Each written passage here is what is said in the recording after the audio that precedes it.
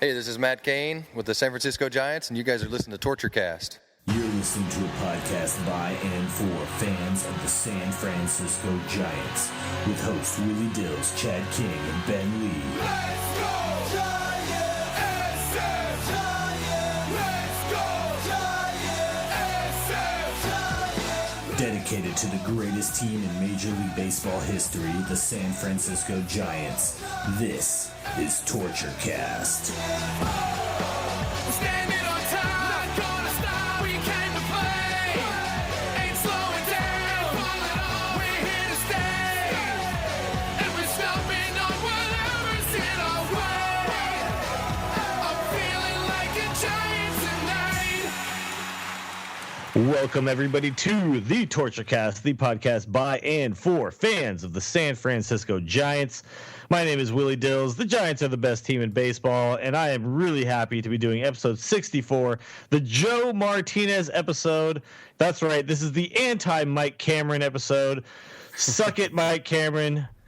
You basically ended somebody's career, and you should feel bad about it. You don't get an episode named after you. Thank you very much. You will never get an episode named after you, but you will get an anti-episode. That voice was, of course, Ben Lee, one of my co-hosts. Welcome, Ben. Thank you very much. Good to have you here, sir. And, of course, the man who does shows on his own, the solo torture caster, Chad King. What's up, Chad? Hey, man, good to have both of you back. I went out on edge last week. That was a little You were unnerving. basically a crazy person, if you think about it. If technology didn't exist, if it weren't for technology, you were basically having an episode. I was, and you were having an episode. I have an episode every day. You created an episode episode. and had an episode at the same time. You know were what? you actually seeing hallucinations of Gene Machi just dance in front of you during the... See, that's the whole thing. I mean, you know, having the best record in Major League Baseball, I was like, well, how long is this gonna last? Okay, I gotta lay this down in gold. You know, I gotta get this off my chest, man. Yeah. We're the best team in baseball. Good news is you didn't have to get it off your chest because we still happen to be the best team in baseball. Damn straight. A week later. So this is like a good month now where the Giants have been the best team in baseball. And that is, I gotta say, as a Giants fan, we always think of ourselves a little bit as the underdog, even with a couple of championships in the past 4 years, right? We still feel like we're underdogs. And it's hard to feel that way right now. I feel like the cock of the walk right now. I'm not going to go there. I don't know if I'd phrase it that way. No, we talked about this a few weeks ago, but even the national sports writers have the Giants right back up at the number one spot in the power rankings. And I mean, you can't ignore the team that has the best record in baseball. You can't say, oh, they're the fifth best. But no, hell no. But they tried to do it last week, actually. They did. They dropped down to number three. Yeah. Giants ranked number 3. The A's were ranked number 1. And I gotta say, the A's is a decent choice for number 1. They're a really good with team. that. They've scored more runs than anybody else in baseball, but the Giants have the highest runs scored per runs given up in baseball. So that's the definition of the best team, right? Scoring a lot of runs is fine. But if you're also giving up a lot of runs, it doesn't make you look great. Does that make you the best? It makes you look good. Yeah, but the best differential, that kind of is the definition. Like, do they still have the best record in the AL though? Yeah, they do. Yeah, the A's do. Mm-hmm. Somebody needs to just like every day just stand up, look at the MLB standings, and somebody just needs to lean back and yell, "Yeah, Rio!" Just like holding it up and like. I'm sure there's actually somebody who does that. I'm guaranteed. I really hope so. I mean, clearly, I haven't been woken up by somebody screaming "Yaria" at 6 a.m. yet. So clearly, I'm doing it wrong. But somebody needs to be doing this somewhere. I guarantee that guy wears the dumb Giants A's hat and still has like the poster with like Canseco. No, it's the Cespedes jersey. Okay, yeah. Oh man, it's a good time to be a Bay Area baseball fan, regardless of what side of the Bay you're on, and it's just cool, man. Like, this season has just been a ton of fun so far, and I know we're gonna get at some point we're gonna get the downturn, we're gonna get the slump. It's gonna happen. It's 162 games. It's inevitable. It always happens. Yeah, we're what, 58 games or so, 59, 57. 57. So we're getting to the point where we got 100 games left, and that's a good part of the season to really evaluate where you're at. We're more than a third of the way through. We're 35%. I mean, that's That's a huge chunk. That's where I think you can start to actually say, we talked about this before, but when you get kind of to the quarter mark, that's where you start to get a feel for the team. We're at the third mark now. And I think this is who the Giants are. It's not that they're going to have the best record in the next third and the final third, but I don't think they're going to tank unless they have another Pagan-like injury. So I mean, this is who they are. You knock on wood right now, young man. Well, it's a laminate particle board. By the way, though, so we already knock on IKEA attempts at wood, young man. It is IKEA. Yes, we already have had a fairly big injury, though. This is the thing. The Giants have so Posey has not played very much lately at all, and every time he comes back, it's like Posey's back. Well, he's been back like 3 or 4 times now. He keeps going down for a couple days with this like weird back thing that's kind of plaguing him.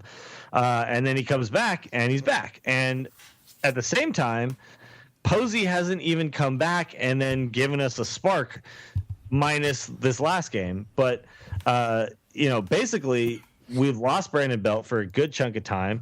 Matt Cain has now gone down for several starts.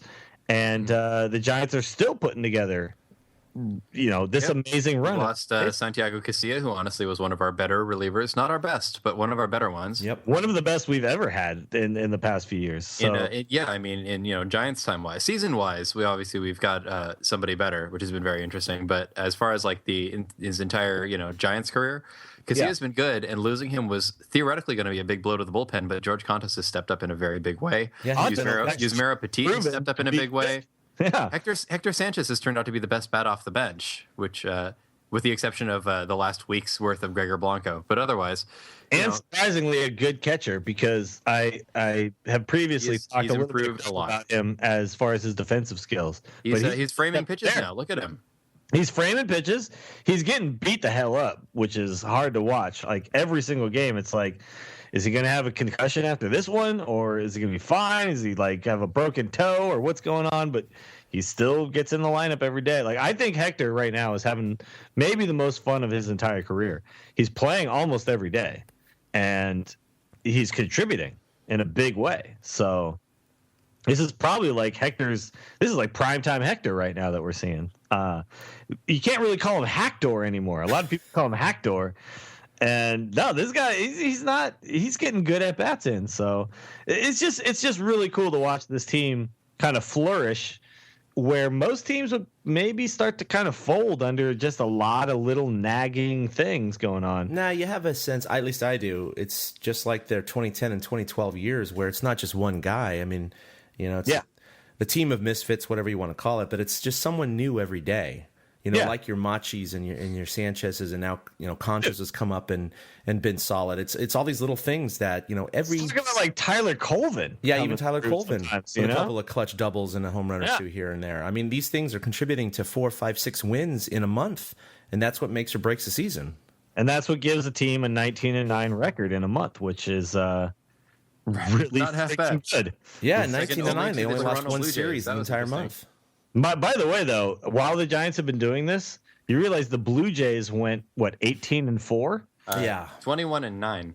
So 21-9 over it's 21-9 over the month, but their last however many 2 games or whatever is 18-4, which is that's like Dodger like 44-9 or whatever the hell that shit was. Yeah, they went 42-8. That was insane. Yeah. So anyway, speaking of the Dodgers, they are floundering, 7.5 back now from the Giants, and things are not looking good in Dodgerland, which makes us happy, obviously. But it doesn't really even matter right now. Like it just doesn't matter what anybody's doing. We're just winning. We just took 3 out of 4. Go. With 3 out of 4 off of the Cardinals, who were the National League champions last year. It's just we lost 1 series within the entire month, and we played good teams. This has actually been one of the toughest stretches on our schedule. When you look at it, when you just look at the schedule, we have not been playing teams that we're just supposed to run over, and yet we've swept people. We've won 3 out of 4. We've won 2 out of 3. We just consistently been winning games, and it makes me want to watch a game every day. I just want to watch because I expect to win. So as a fan, you just can't wait for the game to come on. It's hard not to kind of get caught up in that a little bit and to be like, well, this is awesome. If I tune in, there's a really good chance I'm going to see something awesome. And it's it's one of those things that it's contagious. And I mean, we've seen it, a couple of times in the last couple of years, but this is one of the strongest starts we've seen since the early 2000s. And well, it's Chad, you know about this stuff, right? You always compile this stuff, like what the record is at this time of year and stuff. Dude, I love it. It's a nice barometer, right? Here. It's Hit a nice me with some barometer. digits. When's the last time that we were like at this record or somewhat close to this record at this time of the season? That's right. So since they moved to San Francisco in 1954, they have not been this good since 1962. This is the second best start they've ever had in San Francisco. 62. That's a famous. I feel like it's telling that I keep wanting to say that that's like 40 years ago and 50. 1962. I'm just saying. Right. No, they're on pace been a for while. 105 wins right now. And what I thought was really funny is that after 57 games, from 2010 to 2012, those 3 years in a row, they had identical records after 57 games. And that put them 5 games back of their current pace. And last year, they were 7 games back of their current pace. So, I mean, clearly they're destroying their records up to this point from the last 4 years. They're 19-9 at home, 18-11 on the road. They're 7.5 up on the Dodgers, probably 7 because it looks like the Dodgers are winning right now, which is the largest division lead in all of baseball. Brian Wilson at some point, though. That's true. That might help a little bit. But One thing I didn't put in the notes, I'm just trying to be the realist here. Do you know where the Dodgers were after 57 games last year at this point? I know they were terrible, and then they just turned it around. They were 7.5 back, and now tonight they're going to be 7 back. So I'm just saying that as of but history doesn't often repeat itself. no, exactly. they're not going to go 42-8. We know this. We know That's this. not going to happen. Yeah, But yeah, and they were in last place too. So anyway, we can bury them. It's okay. Like you said, history should not repeat itself. no, and I gotta put this out there too. The feeling around the Dodgers last year was that if we get our pieces together, it's going to happen. Well, this year the Dodgers are still a bunch of pansies who like go on the DL for 30 days because of a broken fucking pinky or whatever. They still don't have the feeling that like if they the guy with the team, it's the guy that went on the deal with a broken thumb or whatever. yeah, whatever. But they still don't have the feeling of like a team that's just missing a couple pieces, and that's what's holding them back. I mean, most of the team it's just been like a couple guys here, a couple guys there. The Giants have also had a couple guys here, a couple guys there. So it's not like they got something on us where they've just had more injuries than us. We've had injuries. We're fine. The fact is, Michael Morse has been a revelation. The fact is, Pagan playing every day has been a revelation. The fact is, Hector Sanchez has picked up a bunch of slack. You got Pablo finally gets hot, and he's Pablo again. And you got like Crawford doesn't even need to hit. He just needs to be there and be Crawford. Like I don't know. It's just like we've got the pieces in place, and they're just like hoping their pieces stick around for another couple games. Like it just doesn't feel like it did last year. Where last year you were just like, well, once Hanley Ramirez comes back, we're in trouble. Right. That's the way it felt last year. It doesn't feel that way this time. Yeah, I mean, I agree. I would think that it's there was always that feeling that the Dodgers were like right on people's heels and that they were just inching closer and closer, and you were just waiting for them to have that one big spurt and just kind of blow up. And this time we've seen a pretty consistent approach from them, and that consistent approach has been, it in other years with this NL West, knowing how the division tends to, like at least half the division tends to suck at any given time, that might be enough to put them in a pretty good spot. But the Giants are much hotter right now, and they've looked like a much better team overall. Yeah. We haven't even done this with like we haven't even like beaten up on the Diamondbacks to do this. Like we played the Diamondbacks a long time ago. Diamondbacks are terrible this year, by the way. What the hell? Yeah. I did not expect the Diamondbacks to be Not in the this bad. cellar. Yeah. Yeah, no, this is pretty spectacular. And it's the same. I was saying the same thing about the Red Sox before they went on a 7-game streak, though. So I guess you never know. Yeah. I mean, there's obviously ups and downs, but this is like a severe down for a very long time for the Diamondbacks. I didn't expect this out of the Rockies either. I didn't expect them to be, as close to us as they were for so long. They were right on our heels for a very long time. Finally, they hit a little bit of a skid there, but we also, went on a little bit of a streak. But it's it's just weird. Like the division has not played out the way I expected it to at this point. Yeah. I did expect it to be Giants 1, Dodgers 2. I did expect that. I just didn't see the separation and all that stuff that's going on. Or Yeah, like but Colorado Giants has 1, Dodgers / Colorado 2/3/2. Yeah, they floated back down to 500. I mean, I think that's kind of where they should be, at 500, a little bit below 500. So, they're regressing to the mean. Speaking of regressing to the mean, there's one thing that really concerns me this year, because I got to look for some pessimism in having the best record in all of Major League Baseball, right? Right? Well, if you look at the Colorado Rockies, You're not a Giants fans unless you do that. Something's got to be wrong. Something's if totally you got look to at be the wrong. Rockies poke a hole in fan something. sites, it's clearly that we're the luckiest team in baseball. I don't know if you noticed that, but somebody did a whole article about how the Giants have this, the TOBS or whatever the hell it is, or like TOPS. The Giants have the most luck of anybody in baseball right now. That's clearly what it is. So, but what is your pessimism? I don't care how you manifest it. I'll take it. But no, I think when you talk about starting pitching, when you talk about overall power numbers or average numbers, when you talk about the bullpen, when you talk about your closer, those are things that are constants, where someone goes out with an assignment and over a period of time, who they are is going to bear out in the numbers. I think something that's really helping this team, I'm not going to say it's put them in the first place, but it's certainly given them at least 4 or 5 games in the standings, I would say, is their 2-out runners in scoring position hitting. Yeah. I don't think that is a board. stat that you can compare relatively to just your average starter, your bullpen, your power numbers, whatever. It is that I think is kind of tangible to what those Rockies fans are talking about in terms of luck. I mean, certainly you're going to have a small portion of your team that might have the grit and the resolve to hit better with 2 outs This and guy runners in scoring hits it. position. He hits Remember, great the with 2 Diamondbacks outs. have lots of grit. Yeah. I mean, So gritty. but Yeah. I mean, It's okay, so gritty. listen to these numbers, though, okay? I did some calculations today. First of all, they lead the league, I mean, the entire league, all of Major League Baseball, by a ridiculous amount. We're talking like 20 points in batting average, 293. Next team is 273. 101 runs. Say now, Right. Next hitting one's with 88. 2 outs, though, hitting with 2 outs. Just talking from a baseball standpoint, does it give you a disadvantage or an advantage? I think it depends who you are. But no, but just overall, like, do you think that hitting with 2 outs gives you a disadvantage or an advantage? I'd say disadvantage. You know why? Because the average batting average for the league, the entire Major League Baseball, with 2 outs, runners in scoring position, is 219. That's Okay. below your normal average. So I'm going to go with this. It's a disadvantage. I would like to look at like numbers historically, but I'm going to say this. I think you have an advantage batting with 2 outs and runners in scoring position from just a straight batting average point of view.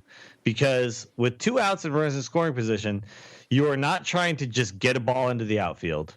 You are not trying to just get a ground ball. You are not trying to do anything but get a line drive into the outfield, right? Like, your mindset is, Got to get a hit. I need a hit. So these are the best hitters in the world. I feel like when the shit's on the line and when you got to deliver, these guys are more likely to deliver than not deliver. Like, it's not a situational at bat at that point, right? It'd be interesting because, like you said, this is just this year I've looked at. I don't know what the last 20 years have been. But this year alone is 219, which is a good 30, 40 points below your average in all other situations combined. that seems weird to me because maybe there's 219. pressure on them. That's the league average. That's insane. The Giants are terrible. 34% above that. Yeah, usually like the average, the league average of just batting average is like around like the 240, 250 mark. Exactly. So this is very low. Yeah. And they got 101 runs, which the league 290. average is 68, so that's a full 49% higher. And they got 98 ribbies, and the league average is 63, so that's another 55% higher. They are so far above the league average and actually a pretty big gap over second place that term regression to the mean is going to apply for the rest of the season. At some point. Just knowing stats, it's going to happen. So I think, we can't necessarily 105 wins. I mean, come on, look. If the Giants got 105 wins this year, that's the most they've ever had. They're not going to be there. So we already know. It's not going to be 105. Yeah, we already know that's not going to happen. We already know their win total is going to. Well, we don't know, but we can predict that it's not going to happen. We highly suspect. Yeah. Then again, there's like considerable educated guess. I think what we should do right now is before we move on to this week in review, because this 2-out hitting, and I totally agree with you, Chad, that this is the anomaly right now. Like if you look at all the numbers that the Giants are putting up, you can look at like the Dodgers, and the Dodgers are actually, I think the Dodgers are actually like hitting better than the Giants, and I think actually their pitching is not that much worse, but yet somehow we're just destroying them in the standings. Yep. I think you can look at this as the anomaly that stands out. This is the number that it's like, where did this come from and why is this happening? It comes down to, luck or just grit or whatever it might be, like whatever it is. But I think we can look at all that and we can say that's the anomaly. But do you think that the win total is an anomaly, or do you think that this is just where the Giants deserve to be as the team they are? Like, let's predict win totals at the end of the year. Like, take away that this is an anomaly. Sure. Other anomalies will come up, right? At some point, at some point, the Giants bullpen will be like way better than everybody else, or something. There'll be some other anomaly we can attribute. Where do you think the Giants end up win total right now? 92. 92? Ben? Oh, this is tough based on where they are right now. Because we predicted this before the season began in our preseason show. Yep, we did. And we all predicted less than 90 at that point. Did. My problem is I'm always in this spot where I'm debating if there's going to be some kind of like colossal collapse, just because we feel like we've seen that. We've seen them slump once this year already. Just tell me, what do you think, man? Just in your gut. Number out of your butt. Gut. Yep. Yoink. The number right out of your gut. I'm going to lean more optimistic this time for a change. I'm going to say 94. Okay. Wow. Okay. I'm going to go. Because I reserve the right in a month to totally change my mind if we have a slump and be like, well, then 61. No, you don't reserve that right. I'm sorry. I'm going to get even more optimistic than both of you guys because the fact is, Chad, you mentioned we're on pace for 105. Yeah. I do agree that we are going to slightly slow off of that pace, but I think getting onto that early pace like that means that we have basically we can play the way we're supposed to play or what we're expected to play at for the rest of the season and still end at 95. So I'm gonna go with 95. All right. Yeah. Man, I'll take that. So Chad guessed the lowest out of all of us. Wow. And that's really odd. I'm usually the highest. Yeah. All right, let's go on to this week in review. 5-2 since our last podcast. Obviously, we've only lost one series in May. We already talked about that. Lincecum getting pulled from the no-hitter. Let's talk about this real quick. It's a good headline, right? It's interesting. Pulled from but no-hitter. Yeah. Lincecum. Bochy here's the thing. question. This is not like a new Bochy thing. noises. Pitchers get pulled from no-hitters all the time. Like this happens all the time. Like pitchers get pulled. I don't know from about no-hitters. all the time, but Well, it does not all the definitely, time, but it happens. But it happens. Several times a year. It definitely does. Yeah. It's not the first time. I agree. And it's because he labored incredibly hard through those 5 innings. Mm-hmm. He threw really well, and I give him that. And I don't know if I'd say really well though. Is the thing he was really inefficient. He had good defense, but he walked some guys, and it took him a long time to get to the strikeouts he did get. It's just, and Lincecum's a guy who throws a lot of pitches because he goes for strikeouts. You know what it was? It was like a basketball player taking a bunch of shots and making everything bank. I mean, he just wasn't clean. It's like a guy who scored like 60 points, but he shot like 40 times, right? Yeah. Like it's like LeBron just never passed the ball, but he scored 60, so it's amazing. But it's kind of one of those things where it's a two-sided stat. Pretty good, but but he walked a lot of guys. He was in the stretch a lot too, which is the other thing. And 96 pitches through 5 innings. That's insane. When you're a manager and you're looking at your guy, and your guy's been in the stretch for like half of his pitches, the being in the stretch puts an extra amount of stress on your arm, right? When Lincecum actually did pitch the no-hitter, he was at 100 pitches in the 7th inning, right? Yeah. So we knew he was going to go long, but he was still like, this is 100 pitches almost in 5 innings. So basically, Bochy knows there's no way Lincecum finishes this game. We're not letting Lincecum throw 200 plus pitches. It was an easy decision for him. It really was. I mean, I didn't hear anyone really grumble about it, but yeah, 100 pitches through 5. Yeah, you're going to be throwing 180 through 9. I mean, that's just not going to happen. So it's not going to happen. Yank him.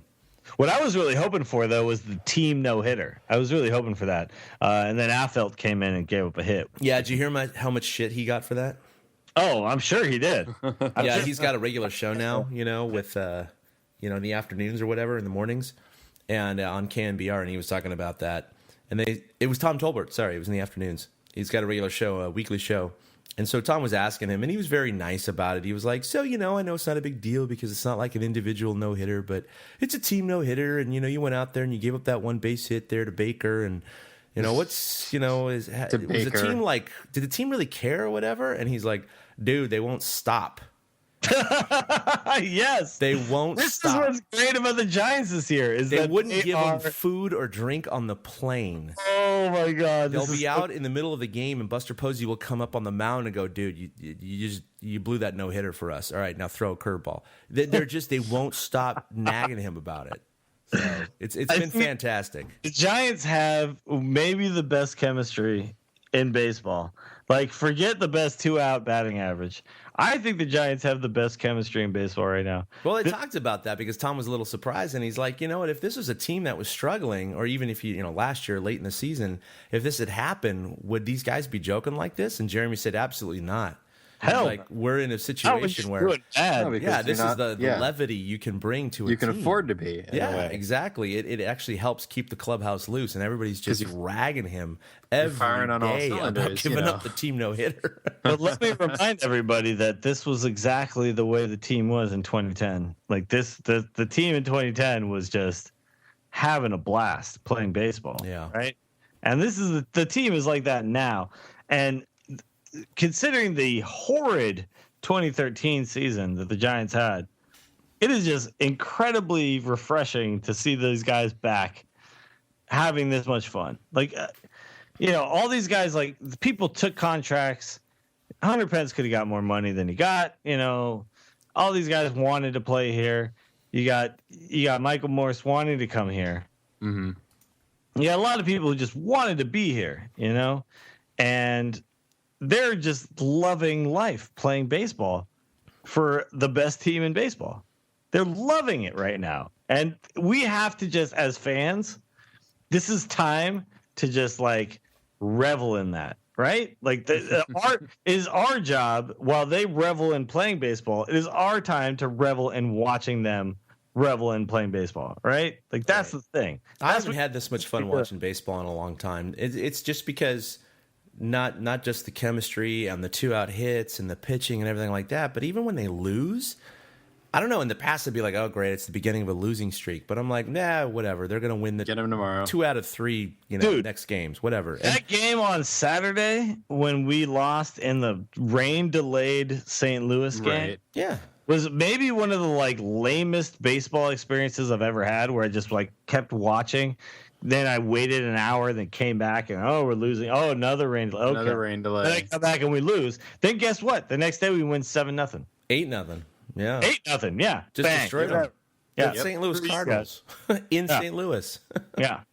Yeah. Screw you guys. It doesn't even matter. Like I just expect. Nobody even cares. No, nobody even cared. Yeah, I always used to lose in St. Louis. I mean, come on. Yeah, it's crazy, right? It's crazy. Anyway, all right, let's move on. Let's talk about the cowboy boots, because I really we'll get to Pence's scooter because I might not have time to weigh in on that. But I got to weigh in on that. Okay, the cowboy boots. What the hell is going on with the cowboy boots? What the hell is going on with Pablo? This guy like relearned how to hit again. I don't know if anybody knows what's going on with Pablo, but it's been great. Has anybody like mentioned that Pablo might be the streakiest guy around? Like he really is. We kind of always thought of him as just now that Nate Schierholtz is gone, but yeah. Schierholtz used to be the streaky guy who took all the streakiness off of Pablo, but Pablo has been consistently inconsistent, and it's insane though. Like he's cold as hell. Then all of a sudden he can't miss. Like he'll barely tap the ball and beat it out. Like I don't know. He's just like, it's weird to watch this guy play baseball. I know how talented he is, but he just crushes balls right now. Mm-hmm. What's going on with all this? over everything? Yeah. Is it the cowboy boots? Chat, your response. It's from Tyler Colvin, so I would say no. Because they're not going to keep him on the team forever. So, but he like hit a home run, came into the dugout, and then rubbed the cowboy boots on his head. Like, there's something going on with these cowboy boots. Hey man, baseball players have their superstitions, right? And they don't last. They don't last more than a few weeks or a couple of months at the most. But it's fun while it lasts. So hey, ride it while it's hot. But Pablo's getting up to numbers that he's still below the numbers we expected him to have. Maybe not power wise. Respectable now, though. Yeah, they're respectable now. I mean, he's got 8 bombs, right? So he's on pace for 24. Mm-hmm. Hey, 24 is fine for me. 80 RBI, whatever. Remember when Pablo had started as cold as he did, and we talked about what numbers could he get to? We actually talked about that on the show. Yeah, I said 270. What number could he get to? He could get to 300, man. This guy could. As hot as he's got right now, he could get there. Like it's that hot right now. Like he's just tearing he's been hitting like about 360 for a month now, so yeah, I mean his hot streak has been and it's been an extended hot streak. So I mean you got to at least give him credit for that. Like he didn't just blow up for a couple of days or a few games. Like he just went on a tear. I think the issue here is when you're an agent or a general manager, you look at Pablo and you go, we know what he's capable of because we've seen it. He's capable of hitting 3 home runs in a World Series game against the best pitcher in Major League Baseball. He's capable of that. But can he do it all the time? And then the agent goes, yeah, he could do it all the time, man. Of course he can. Look at this guy. He's going nuts out there. Cheers. Yeah, and it's just like he's going absolutely ham. He's such an enigma. Like you just don't know what he's going to give you from day to day. And it's frustrating for fans, but it's also kind of thrilling at the same time, right? Like it's something to be said for not knowing exactly what you're going to get. At the same time, you really don't know exactly what you're going to get, and there's like a Buster Posey kind of gives you what you're expecting most of the time, right? Will Clark kind of gives you what you're expecting. A Barry Bonds, I know what I'm going to expect here. With Pablo, it's like, he's either terrible or he's amazing. And that's a weird spot to be for a baseball player. He's either going to swing and miss at that ball a foot out of the strike zone or he's going to hit it for a home run. I don't know. Well, sometimes and then once in a while he'll take a walk. Sometimes he flails and looks like the worst like you've ever seen. And then the very next pitch, he knocks it out of the park. It's like, I can't figure this kid out, but whatever. Mini Vlad. Whatever. I'm just glad to have him, dude. I'm just glad to have him because as a baseball fan, it's just fun to watch a guy just like enjoy baseball. Hey, look, again, we talked about this before, but do you think anyone in the minor league system right now could be hitting 251 with 8 bombs and 25 RBI at the third mark? Oh, yeah, there's no other third baseman we could bring in right now that would be doing what he's doing. Yeah, exactly. No. Right. Carrying a team offensively for half of a month while then also sucking the other. No, that we just couldn't. He would just be sucking all the time. Like that's just. I'm sorry. That's just the reality. Have Joaquin Arias at third base. Yeah. So pay Pablo, whatever. Pay Pablo. I almost hope he just has like an average season. We just pay him and average him out. That's what I hope, because I want him around. All right. So let's talk about Tim Hudson. Tim Hudson is ridiculous. He is second in the NL in ERA. Johnny Cueto, who is like perpetually the guy with the lowest ERA. Yeah, but he's up and down though. Some years he's not. Yeah, but he's always like at this point of the season, Cueto is always at like a 1.12 or some ridiculous number, right? It's just the Cueto. Like you must understand the Cueto. I don't know. That guy, he's such a weird pitcher with a weird delivery and weird set of pitches. But Huddy is kind of he's Tim Hudson. He's not doing anything different than he's ever done. Mm-hmm. He's just locating, putting movement on the pitch, and getting people out. And God damn it, do I love it. Right? It's been great. I mean, is there really, how much fun is it to watch? You know, like, do we need to talk about it, or we just need to move on? Like Hudson's he's the ace. Good job, Hudson. I didn't expect this. I expected a serviceable 3.7 ERA. Expect like a 3.2 maybe. Well, he hasn't had anything that low in a long time. So in fact, his 2013 397, 2012 362, 2011 that was close, 322, 2010 283 All-Star year, 2009 361, 317, 333, 486, 352, 353. So I mean, he's been in the low to mid threes most of his career in the last 10 years. He also came off an injury though, and pitchers when the injury it was a leg injury, right? Not an arm injury. So it's not an arm injury. Pitchers generally come off and do really well because their arm gets like really rested, like insanely rested, and they work on their arm still while they're hurt. So I expected a good season. All right. So what's his career ERA? I think it's like a 3.2 or 3.3. You're pretty close. It's a 3.4. Okay. Yeah. But he's 175. He's almost half of that at age 38. So, I mean, we're playing with house money with him right now. And the fact of the matter... I expect him to be above 3 by the end of the season. And he might. Yeah, I mean, there's still 2/3 of the season to go. Easily could be above 3, could be above 4. But he's replacing Barry Zito. I mean, when you think about it, he's replacing Barry Zito. I mean... That's like perennial 6 ERA while he was... I mean, it's like they can't lose with him. Even $8 million a year, that's half of what Zito was being paid, or less than half of what Zito was being paid. Jesus, I mean, this is a win-win-win situation. When you put it that way, it's hard to argue with that one. That may be the best acquisition in all of baseball. I mean, so far, it's definitely the best. I mean, Michael Morse. Okay, first of all, Michael Morse has been incredible. $6 million, right? Yep. He's not only 293, whatever. He's leading the team in bombs and RBI. Out of his 38 RBI, 20 of those, more than half, have been hit with 2 outs and runners in scoring position. I know, it's ridiculous. Like the guy comes up with 2 outs, and I just expect it now. I mean, he's clutch right now. And then you got him, and you got Huddy, who's replaced Zito at less than half the cost, and he's halved his ERA for his career. He's on track for All-Star. I mean, he's just these are 2 big reasons why the Giants are in first place right now. Huge, absolutely. At this point, Hudson could start the All-Star game, and I wouldn't be surprised. And I mean, Michael Morse in left field is the left field power that we pretty much spent all of last year going, well, that would be nice. That would have been great, right? Last year, 5 bombs out of left field all last year. That was it. By the way, his wife is very attractive. And Googling Michael Morse's wife.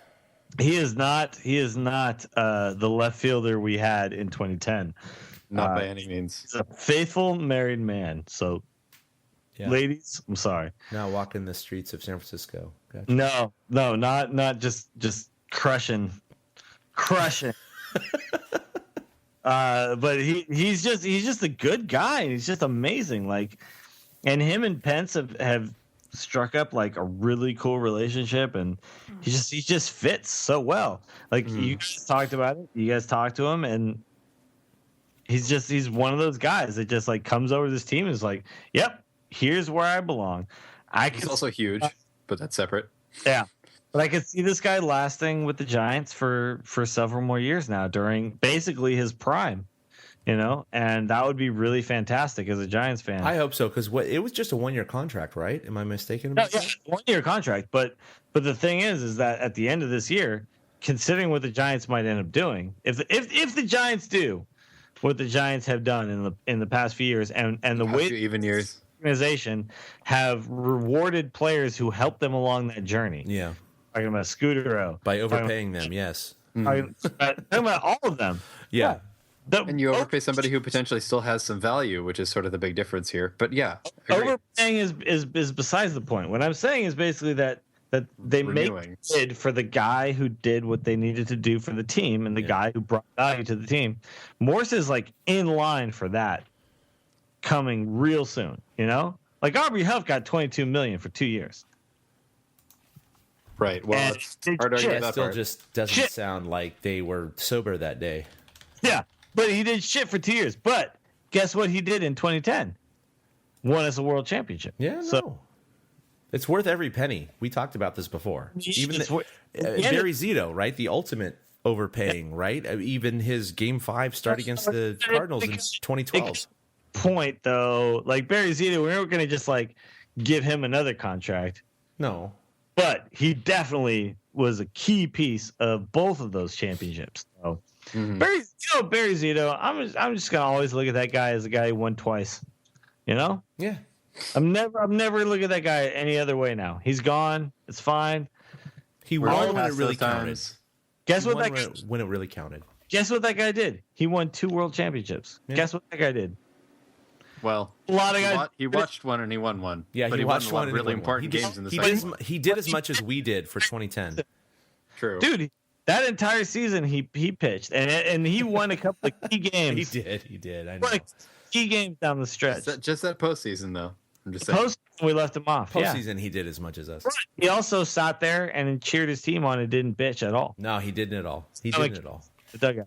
Guess who never won a world championship? Barry Bonds. What? That's Never. yep. Never one time. Yeah. That was Yep. that 2002 year, right? Oh. That was the one where it mysteriously ended in a tie. You can't blame that shit on Barry ever. Barry What, did like 8 home runs in the postseason? do to win a world That championship. was stupid, I know. In his power, he did to win a world championship. Just didn't get there. All right, so I actually have to take off for the show, guys. Gotcha.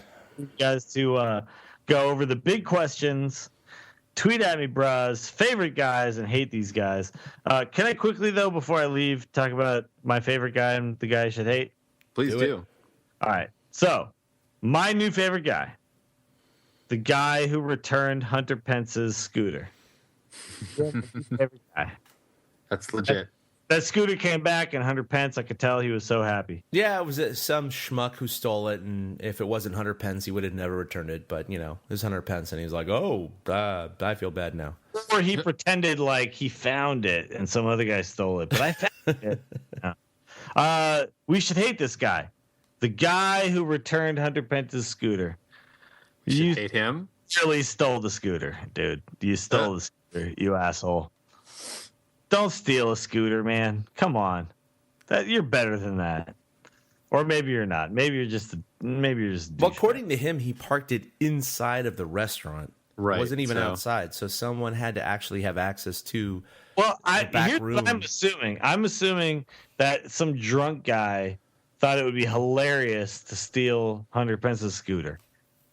Then he realized quickly, well, Twitter really hates me right now. And Yeah, pretty much. And this is really bad for me. And anybody who catches me on this thing is going to probably beat my ass. So he just turned it back in. Yeah, but black and orange with a bobblehead on the front and, you know, his number and the whole thing. Yeah, this probably isn't going to be good right around town. is whose scooter it is. So, yeah. Anyway, nobody steal anybody's scooters, guys. Just don't steal scooters. Don't steal vehicles. Steal anything. Don't It's steal not- manners of transportation that don't kill the environment. Come on, Yeah. people. A skateboard, a bicycle, a scooter. Just don't steal anything ever again. Just Anybody? don't ever. I'm talking to you. Except for second base. Yeah. Steal second base. Always. Except And- against Posey because you can't. It's home. Yeah. I'm just saying that Hunter Pence earns something like $15,000 per at bat, and the scooter costs $4,000. So let's leave it at that. Dude, he could clearly buy a new scooter, and we all know that. That's not the issue here. I know. Right. The issue is that was his special scooter. It's just the principle of the thing. You know, he lost his virginity on that scooter. Wait. No, I will say, It definitely has been his extension into the city of San Francisco. He really has embraced the city, and that's been one of the conduits of it. He just loves that sucker. He rides the scooter home, and people like yell and cheer at him as he rides home, and it's cool. It's awesome. I really don't know what else to say after Willie suggested that, though. I mean, I think there's one thing that would make a scooter special. Well, I think what we should do one of these days is we should hang out after the game and wait for Hunter Pence to scoot home, and scoot. Give him a little yell and torture. Say we saw it. Yeah, appreciation. Get some pictures while he's riding by or something. Nice. We should do it. All right, guys. I'm looking forward to the next time we cover a game. I'm gonna let you guys finish out the show. All right, Willie. Thanks for having me. I'll talk to you guys soon. All right, see you. Catch you later. Now, as far as what else we were going to talk about, though. Now we're done. Let's sign off right now. Yeah, all right. Well, Willie's done, and we've established that Hunter Pence lost his virginity on his scooter, so we've really got nowhere else to go, right? I'm pretty sure we're done. All right. No, I think we wanted to talk just real quickly about Posey, because some people have expressed some concern about him. He certainly isn't. It's also known as concern trolling, but I would we won't go there. I would say the same thing. He's not we've seen Posey slump before on occasion, so it's hard for me to say like, oh no, is this finally the one time? What I'm really more concerned about is as somebody who's had a back injury that's sidelined him for a few weeks. Right. I'm more concerned about that, and I'm glad that he's getting time off to rest. I mean, I feel like, there's that combination of resting is going to help it as long as he's, and Posey generally has a pretty good stance. He stays upright.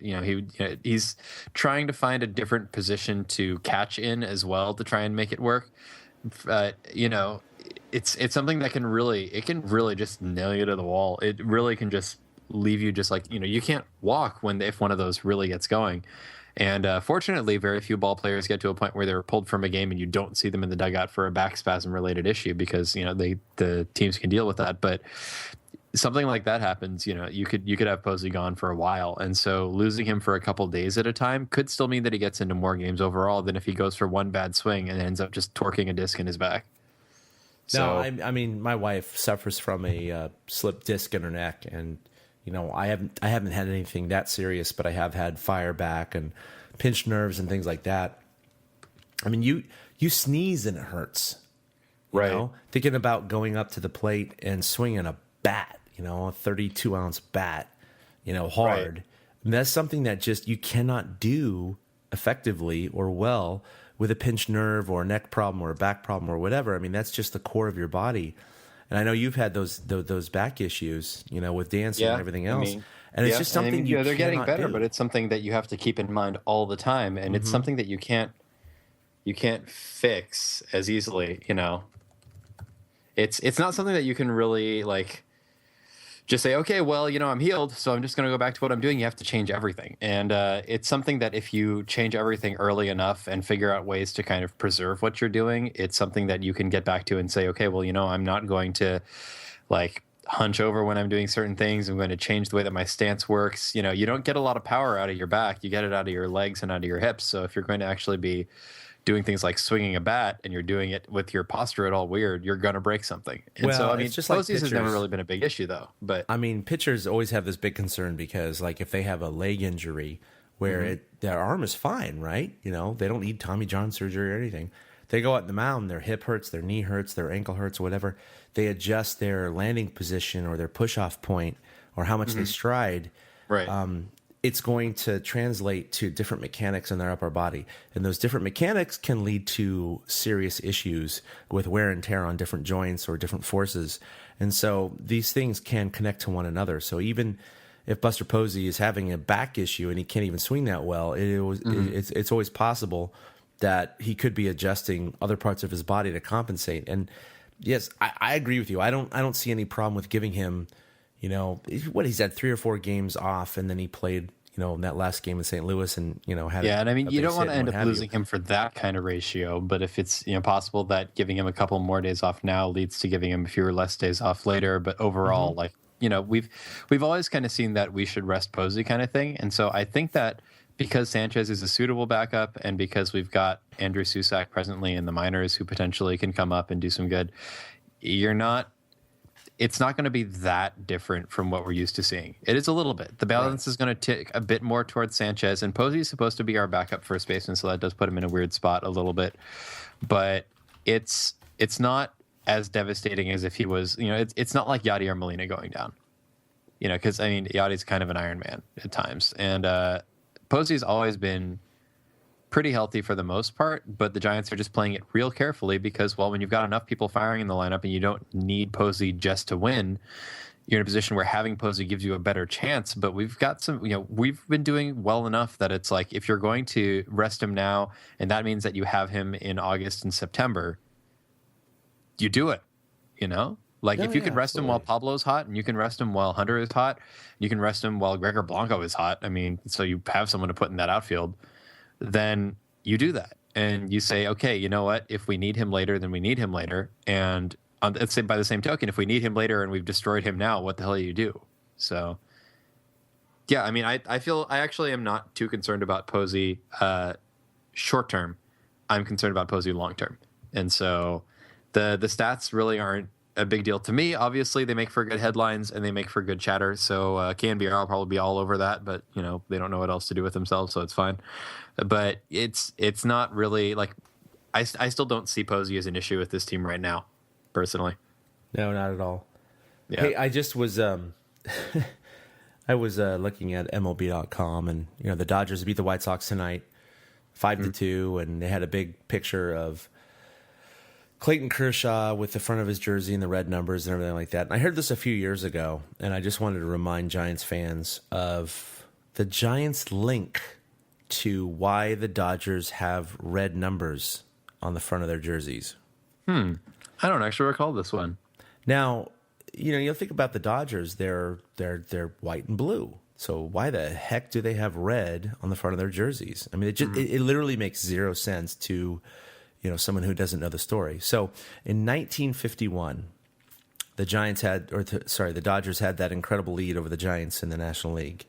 And it came down to that playoff game in which Bobby Thompson had hit the shot heard around the world.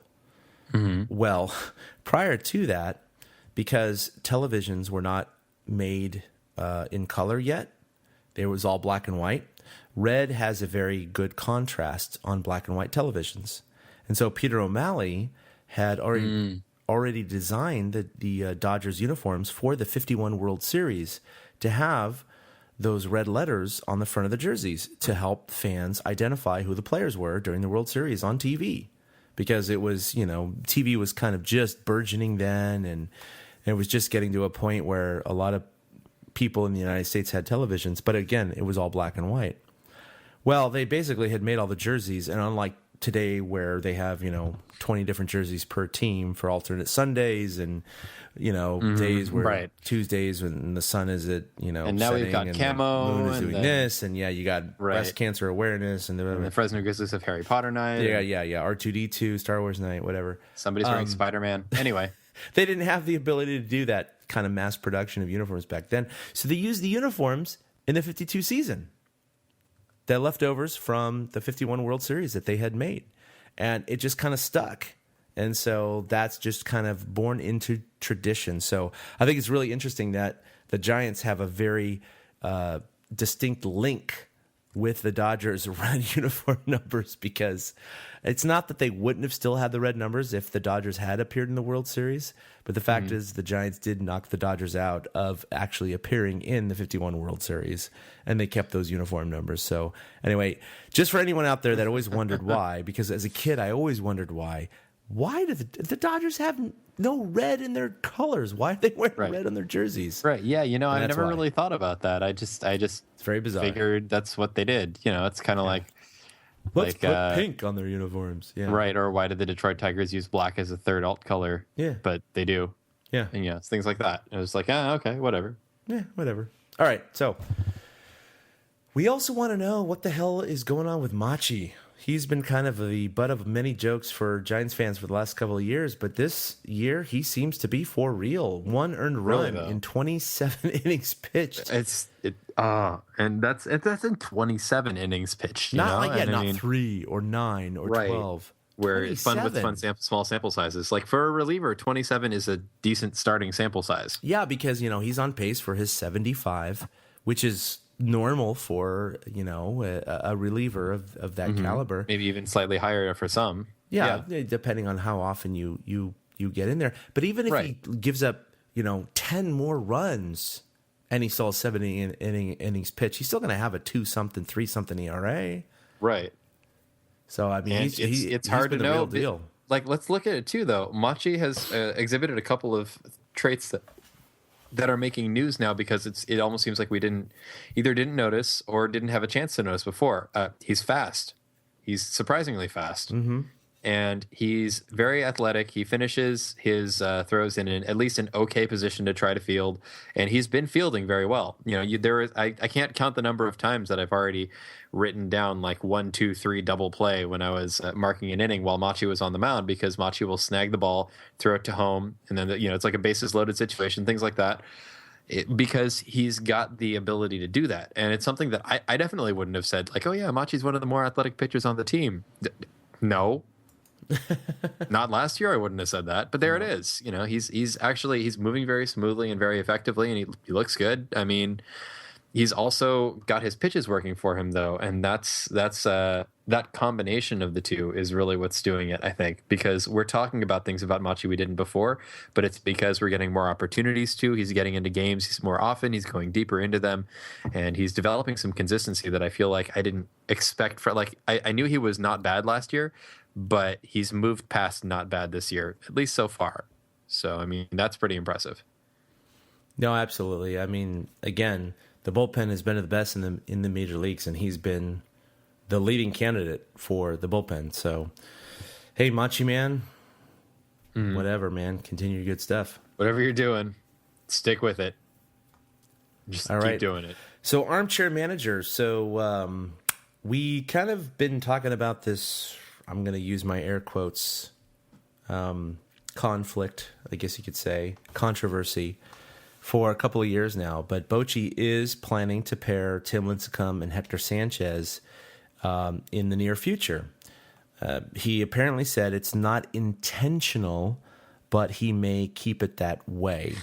Yeah. And so it's interesting because Bochy does seem like a pretty direct guy, but this definitely seems like kind of every time that Posey got hurt, it was really easy to put in Sanchez. And so that's happened a few times now where you can kind of believe, Bochy saying, oh, yeah, it was just by chance this happened. It's kind of worked out. But because it's been working so well, we're going to keep it that way. And the numbers bear that out. Lincecum has a 3.79 ERA with Sanchez catching and a 5.95 ERA with Posey catching. Now, we all know that Posey caught Lincecum's no-hitter last year with the Buster hug and all that. Right. But this has kind of always been... those of us that pay attention, which is not all of us, have more or less dismissed the Posey hate and Lincecum hate each other narrative. But if Lincecum's been more effective with Sanchez, and more importantly, if Posey is in need of a rest more often, which we're seeing right now, then, heck with it. No, I have no problem with it. I mean, if no feelings are hurt and it is actually more effective, then that's fine. And Bochy added on to that saying that, quote, Timmy is a little rough on a catcher. No getting around it. He beats you up some games. And so it could also be a reason for Bochy to rest Posey on, either on the bench or at first base on the days that Timmy pitches, because we all know that he's throwing a crap load of pitches in the dirt. And, Hector's always got to go down. And we've seen Hector beat up a ton by Timmy before. And so it could be kind of like, I'm throwing Hector on the mines, basically. He's jumping on the grenades, and we're going to try and keep Posey for the other guys, the other 4 guys. And so, well, and in fairness, Posey has clearly worked very well with Tim Hudson and with a couple of the other guys. And so there's that established thing. And if Sanchez has a pre-existing relationship with Lincecum, he's not Benji Molina, but he's been working with Lincecum a lot over the last couple of years, just like he did for a while with Barry Zito. You sort of, you look at it and you go, well, all right, let's just run with it. Let's see if this is working. Let's run the string out, especially because in Bochy's mind, probably in Sabe's mind, and Wotus's mind, and Rags, I need an excuse to rest Posey. I need a chance to really get, a chance. Like, I need an opportunity to sit Posey and give him some time to rest up. And you know what? If Sanchez is doing this well with Lincecum, that gives me the perfect opportunity to get Posey a rest every, 4 games, every 5 games right now. And that's and as a Giants fan, every time the Giants win with Posey out of the lineup, it's just like gravy on top, because you're like, oh, guess we didn't need him that game. Right. It's like, well, I guess that worked out okay. Yeah. And the fact that we can say, well, I guess that worked out okay a lot lately. Yeah, we're a little spoiled there, but it is at least easier to see the sort of the forgiveness you need to understand some of these moves that they're making. So, I mean, I personally think that it's now that we're in a situation where the team is okay without Posey, where we need a chance to rest Posey, it's so much harder for me to be upset about Sanchez and Lincecum working together because it's worked so far. I mean, correlation and causation and all that, but it's worked so far. So why break it and why break Posey? That's different than my opinion on it in previous years when Posey really was one of the most important, pieces of the offense. He will be again this year at some point, I'm sure. But right now, he's not the most important part of the offense. He is an important one. But, if we have to go without him for a couple of games to make sure that he's healthy later, I'm not nearly as upset about it this year. I'm just looking at a tweet by George Gontos about him and George Lopez playing some Dance Dance Revolution at some GameWorks. Did you see that? So great. That was so great. Yeah, Vogie Can't Stop Laughing. Hobby's pretty good. Whatever. Ice Ice Baby. So obviously they were dancing to Vanilla Ice. I'm trying to think about all the times that I've been somewhere where either another, and maybe not a Major League Baseball team because I do, know what a lot of players look like. But let's say, NFL or Major League Soccer or, even NBA, because I know the main stars, but not all the bench guys. How many times in the Bay Area has maybe one of these, Major League sports players been with a couple of their teammates in a place that I've been? I'm not saying they have, but I can understand how they could just go to a GameWorks in Cincinnati and be completely unrecognized by most patrons. Right. It's really odd. Right. Because if you and I were there at that particular GameWorks that night in Cincinnati, we'd be like, Javi Lopez? George Contos? Yeah, of all the people, right? Ryan Vogelsong, of all people? What? It's, if like Buster Posey walked in there, maybe. Yeah, maybe. Maybe. Yeah, but these are the kind of it's the not B-roll like players, right? Right, and I mean, it's just, I got to, Nicole Vogelsong put up a response tweet that just said no words, and it was great. And Javier I can Lopez just imagine, Lopez and Contos dancing off. I mean, that's smartest guy on the team, man. Smartest guy on the team. Yeah, he's a good guy. He's so much fun. All right, so tweet at me, brah. Tweet at me, bruh. So I think we only have one tonight from me, and that was from CSN Bags, Andrew Baggerly from CSN Bay Area. He said, Hunter Pence's scooter found, and the city sleeps. Yeah, a lot of people kind of making fun of that, but yeah, it's look, it's not Joe Schmo with his car being stolen or his house getting robbed. It was very light, petty theft in the big scheme of things, but it was kind of fun to follow the story. So. People who are like chastising Hunter Pence and others going, this is no big deal. No, it was never a big deal. We know this.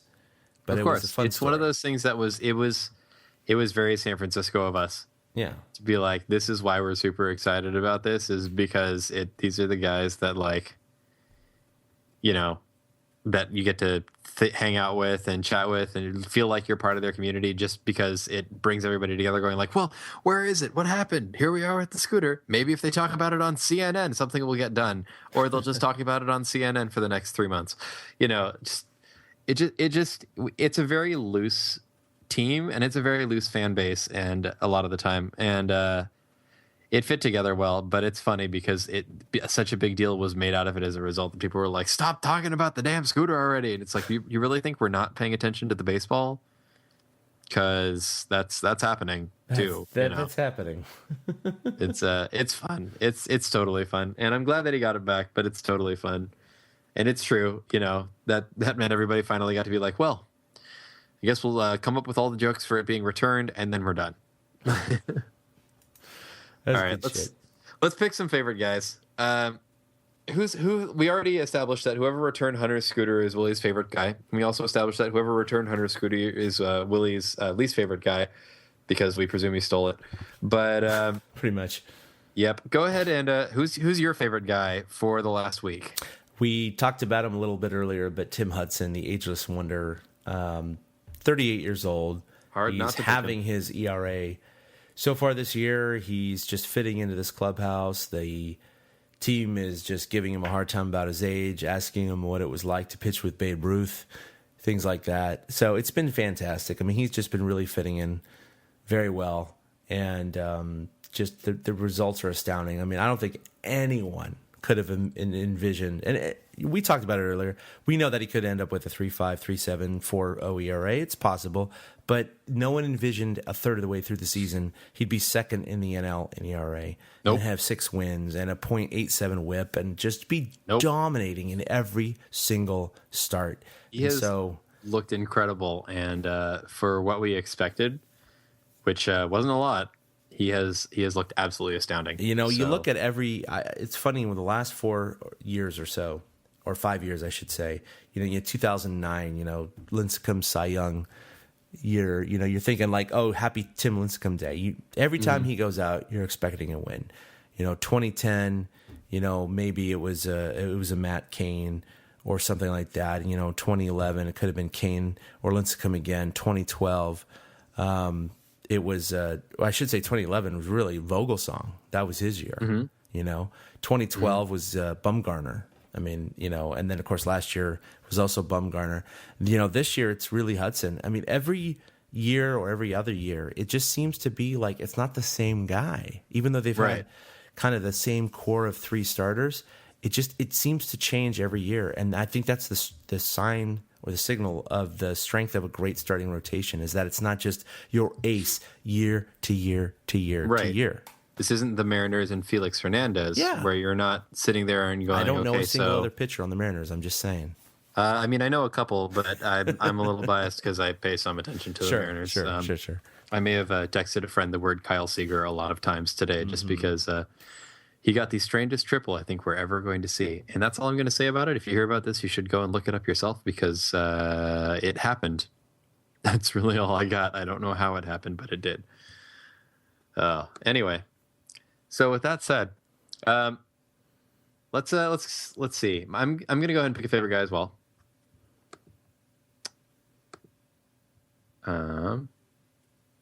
You're thinking. I am.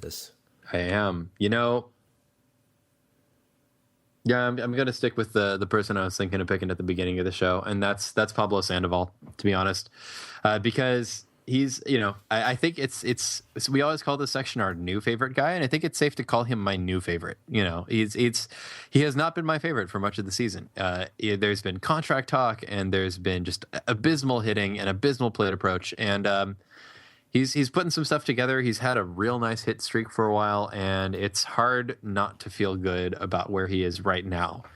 So with that said, I'm going to go ahead and say, Pablo Sandoval is going to be my new favorite guy, because he has really turned it on this month. And honestly, several of the wins that we've had this month are at least in part, if not directly, attributable to Pablo, which is a nice change from the beginning of the season. Like I usually do, I'll throw out a couple of honorary mentions, though. I think Gregor Blanco deserves an honorary mention. I think he's really stepped up hitting with Belt out. He's really made that left field, even though he's still not going to hit a lot of home runs from out there. He has provided a spark in the offense that he was not doing off of the bench. So that's been really nice to see, because I know a lot of us had iffy thoughts about whether or not Blanco was going to be suitable when we first started looking at who would slot into that left field role, even though we all knew it would be him or maybe Tyler Colvin, who did end up getting called up. I think we all kind of thought, well, this isn't going to be great. And both of them have actually turned out to be serviceable. So that's been really nice. But I'm also going to go ahead and give a quick honorary mention to Adam Duvall in Fresno. He hit his 16th home run with Fresno today. And last time I checked a little while ago, they were up 5-1 on the Sacramento River Cats, which is always exciting. Who could be the Giants AAA franchise next year, by the way? At which point, if I say that they're up 5-1 on the Fresno Grizzlies, I may have to say always exciting again, and that'll be weird. That's going to be really so strange. Okay, we shouldn't dive into this, but I do think that the whole minutia of minor league baseball and the way that teams are purchased and operate under major league franchises, to me, and we've talked about this before, but it's very, very odd because the Grizzlies have been a part of the Giants, organization for many, many years since just right after Scottsdale and the Firebirds, but that would just be really, really odd that there's the potential for those two teams to literally swap major league franchises. The Sacramento River Cats could become the Giants AAA franchise, and the Fresno Grizzlies could become the A's AAA franchise, and that just doesn't my mind is bending. I don't get it. I don't. It's just they should just change their to... team names. They just say the Sacramento Grizzlies, I guess, and the Fresno River Cats, or just change their names. I don't know, but it just would be weird. It's strange. It's really, and it's difficult to reconcile changes like that. Like, it's one thing when we moved from Connecticut to Richmond, which hadn't originally been an affiliate. Yeah, that was the return of baseball to Richmond, Virginia. But this one, it would just be strange having the allegiances shift like that and saying, well, we've been talking about it. It's something that, because Sacramento is relatively close to Oakland, that's been a part of their identity for a little bit. Sure. It's like suddenly saying that the Giants were going to pick up a AAA affiliate in the Tacoma Rainiers. Yeah. Like, I don't, Anyway, let's go ahead and we've gone from having favorites to being confused, so let's just move on to hating people. We've already established that whoever took Hunter's scooter is a douche, and so we're going to let him continue being a douche canoe. So I'm actually going to go ahead and just briefly, I'm going to hate on the White Sox. Just for this series, I don't really dislike the White Sox. After all, they gave Aaron Rowan his first ring. But I'm going to hate on them now because they're losing to the Dodgers, and that's not cool. We need them to really step that up and then conveniently drop it off before we get there next week. But yeah, I'm going to go ahead and hate on the White Sox just for this series. You got anybody? Yeah, Tommy John. Clearly, it's hard to actually hate on Tommy John. Well, when a surgery is named after you, and there's been the biggest rash of Tommy John surgeries that has ever happened in Major League Baseball. Who else to hate, right? Yeah. Clearly it's Tommy John himself. He's doing something here to the major leagues. It's obviously his fault. It's clearly. So even though the teams I hate are subject to this affliction. True. I hate to see that this many young pitchers are going down this year, and they're going to be out for, Jose Fernandez, for example, who's right. The Giants avoided after he went on the DL. Right, they avoided it, but you didn't that was just so Fernandez was such an exciting pitcher. I was pretty broken up about that, and I didn't think that I'd be that broken up about any Marlin not being on the team, but him or Giancarlo, I think I was a little bugged out. Yeah, no, obviously I'm joking, but I just think that the rash of surgeries this year has been unprecedented. Yeah. And, it's funny. It starts all the internet trolls and the talk shows about, pitch counts, and you're starting kids at 8 years old throwing curveballs, and that's absolutely what this is. It's like, no, look, from year to year, there can be an anomaly, okay? And maybe this is just, let's wait a couple years to see what happens. Let's just hope it's an outlier and not the let's start just of hope this is an outlier, right. And just, granted, if there's just as many surgeries or more the next 5 years, then I'm going to say there's something to that. But sure. 1 year there's a blip, and it's just like the shark attacks in Florida. It's like, oh my God, there's sharks. What are we doing to these players? They have a taste for human flesh. It's like, no. And since then, of course, shark attacks have been actually reduced over the average, but the media loves the headline because it's sensational. Now, I will say though, one thing that doesn't get sensationalized enough that I would actually like to throw in as a potential substitute hate on this guy. College baseball coaches, they actually abuse the hell out of their pitchers, and it's something that really, really makes you upset. I stand by Keith Law on this one. I don't stand by Keith Law on everything, but I do agree with him on a few things, and this is one of them. Having a guy come back in and be at 175 pitches for the week. Oh, or not even for the week, for the last like 3 or 4 days. Not cool. Having somebody come back in, throw over 100 pitches by a fair amount, like 110, 120, and then come back in on 2 days rest to pitch again. Yeah, it's regionals and super regionals time. You want to make it all the way to the College World Series. You really want to try and get there. And for a lot of high school and college programs, the only way to do that is you usually have 1, maybe 2 star pitchers in your rotation, and not a lot of time in between games to really try and rest them. But what are you doing to the rest of this kid's life by doing that? It's irresponsible, and it makes for good TV because they're young and resilient enough to handle it now, but you're not necessarily going to do them any favors. And I mean, look at the number of college pitchers like Brian Wilson that ended up getting Tommy John surgery before they even got drafted. You saw how far Brian Wilson fell in the draft after having to go through Tommy John surgery. Oh, absolutely. Turned out okay. More okay for us now that he's on the Dodgers giving up runs, but okay. But it's not something that I feel comfortable about. It's not something that I feel like has been figured out. It's having the surgery available doesn't mean that we'll just slap a new ligament into somebody's arm every time. That's not how you fix anything. And so, yeah, that's the one that I would also prefer to hate on. If I had to pick an honorary hater mention, which I usually don't, I'm going to go ahead and throw it at that. Good old Tommy John. Thank you very much. Good old Tommy John. Heck of a pitcher, but oh man, your legacy is sadly somewhere else. I know. It's like Lou Gehrig's disease. It's like, thanks, Lou. Oh man, I know. And he's Lou Gehrig, like one of the best guys in baseball. Why would you do that to all these people? Why?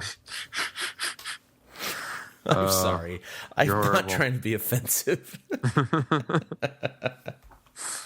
All right, Chad, so I hereby dub you for the next 1 minute. You are a douche canoe, sir. I am a douche canoe. All right, so why will we win it all? So I'm going to go ahead and leave this off because I see no one else in the notes, but that's fair. We're on pace to win 105 games, and if we win 105 games, that's a pretty good shot at winning the World Series because that will definitely win the West.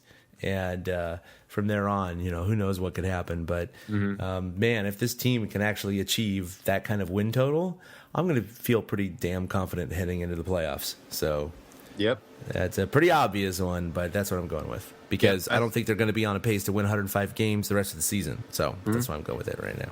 I think we have a few options. I think that Willie in this situation would probably say that it's because the Dodgers and the Rockies aren't going to put their pieces together well enough to actually be able to compete. Sure. But I'm actually I definitely believe that of the Rockies. I'm not so sure about the Dodgers yet.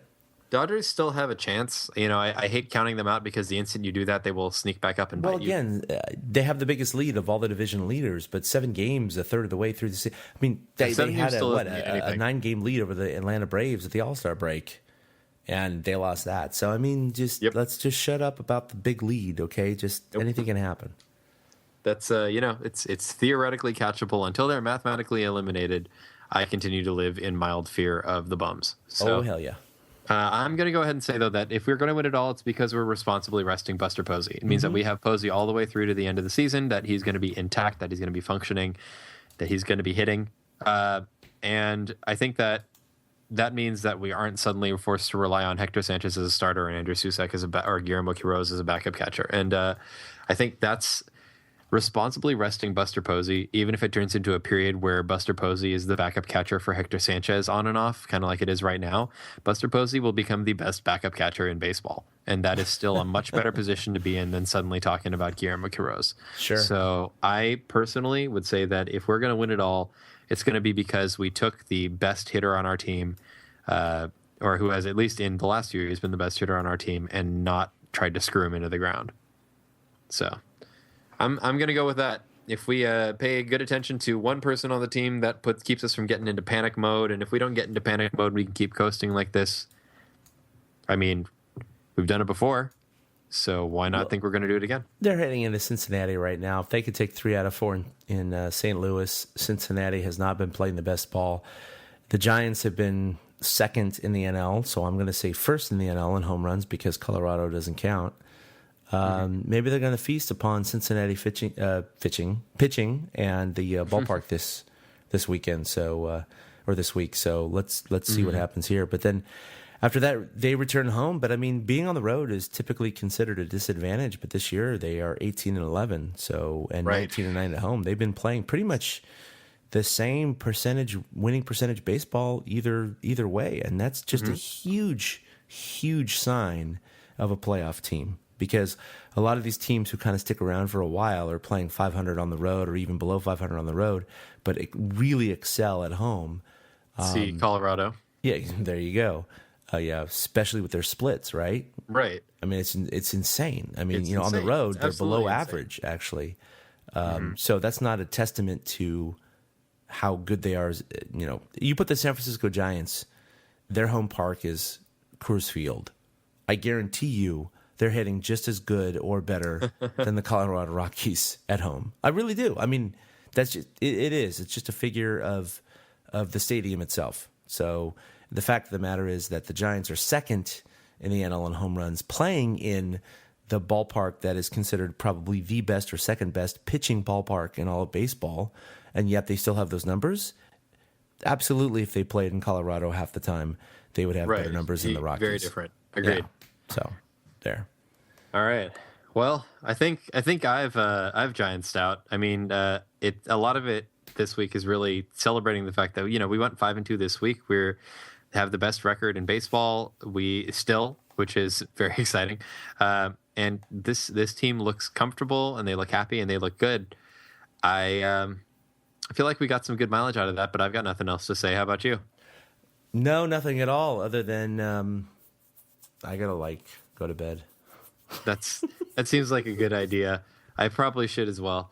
So on that note, we're going to go ahead and wind up for today. It's been good getting to have all three of us together, maybe 2.5, to get to talk Giants baseball with you guys. And as always, it's a pleasure being a podcast by and for fans of the San Francisco Giants. If you want to get in touch with us on Twitter, you can always reach us at TortureCast, and by all means, get in touch with us individually. Chad is at ChadK21. Willie is at Willie Dills. I'm at Fried Duck. And you can also get in touch with us through our Facebook page. You can also check out our website at torturecast.com. You can check us out on Podomatic. And if you feel so inclined, shoot us an email at mail@torturecast.com and let us know what you think of the show. We will be talking to you again soon. Until then, let's see what the Giants have to do against another former playoff opponent in Cincinnati. And we will see you next time. A big thank you to everybody for listening to the TortureCast, the podcast by and for fans of the San Francisco Giants. Follow us on Twitter at TortureCast. You can also like us on Facebook or check out our blog at torturecast.com. I also want to say thank you to Ashcon and Bailey for letting us use their song Feeling Like a Giant for our intro. For Ben Lee and Chad King, my name is Willie Dills saying, we'll see you next time.